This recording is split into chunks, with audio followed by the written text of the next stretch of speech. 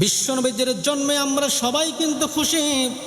শুধু আমরা খুশি কেন, বিশ্বনবীর জন্মে আমার বন্ধুগণ আল্লাহ রসুলের আপন চাচা আবু লাহাবও খুশি। ঠিক কিনা আমার ভাইরা? আবু লাহাব কেমন খুশি হয়েছিল এ আমার ভাইরা? আবু লাহাব একদিন সকালবেলা তিনি ব্রাশ করতেছিলেন। ব্রাশ করতে করতে তিনি ঘর থেকে বের হলেন। এদিকে মা আমিনা রাদিয়াল্লাহু তাআলা আনহা তার গর্ভের থেকে বিশ্বনবীজি মুহাম্মদুর রাসূলুল্লাহ সাল্লাল্লাহু আলাইহি ওয়াসাল্লাম এই পৃথিবীর জমিনে আসলেন।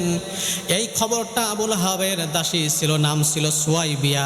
জোরে বলেন নাম কি? সুয়াইবিয়া। এই সুয়াইবিয়া বিশ্বনবীজিকে দেখতে গেল। আমার ভাইরা পরবর্তীতে সুয়াইবিয়া ডাক দিয়ে বলেছিলেন, এ পৃথিবীর মানুষ শোনো, আমি যখন শিশু মুহাম্মদকে দেখতে গেলাম, ওই আল্লাহর নামের কসম করে বলতে পারি আমার জীবনে এত সুন্দর সন্তান, এত সুন্দর সন্তান আমি পৃথিবীতে আর কখনো দেখি নাই। আমার ভাইয়েরা, এই সুয়াইবিয়া বিশ্বনবীজিকে দেখার পরে খবরটা সঙ্গে সঙ্গে কাকে দিবেন কাকে দিবেন দৌড়াদৌড়ি শুরু করে দিলেন। কাকে দেওয়া যায় খবরটা? হঠাৎ করে মনে পড়লো তার মুনিব আবু লাহাব, একেই খবরটা দেই। আমার ভাইরা, সুবহে সাদিকের সময় সকালবেলা এ ভাই সুয়াইবিয়া দৌড়াইতে দৌড়াইতে আবু লাহাবের কাছে গিয়ে বলতেছেন, ওগো মুনিব, আপনি কি শুনছেন নাকি ঘটনাটা? আবু লাহাব ডাক দিয়ে বললেন, সুয়াইবিয়া রে, কি ঘটনা খুলে বলো তো দেখি। ওগো মুনিব শোনো, আপনার যে মরা ভাই অর্থাৎ আব্দুল্লাহর স্ত্রীর গর্ভে অর্থাৎ আমিনার গর্ভে আল্লাহ রব্বুল আলামিন এত সুন্দর একটা ফুটফুটে সন্তান দিয়েছেন।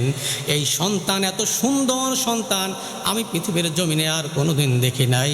দয়া করে মেহেরবানি করে আপনি আপনারা সেই ছোট্ট সন্তানকে দেখে আসেন। জোরে বলুন সুবহানাল্লাহ।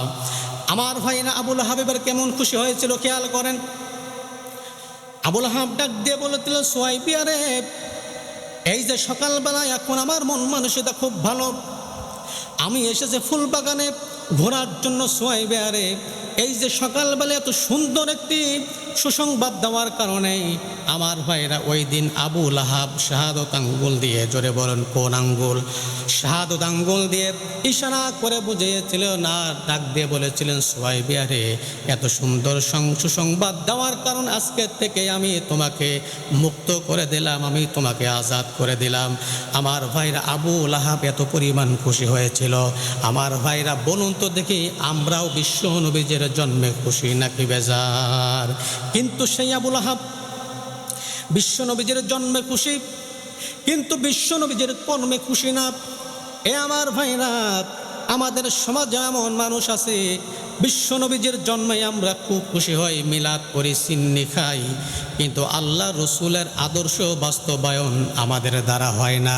এমন ব্যক্তি বলুন তো দেখি আমাদের সমাজে আছে না? না।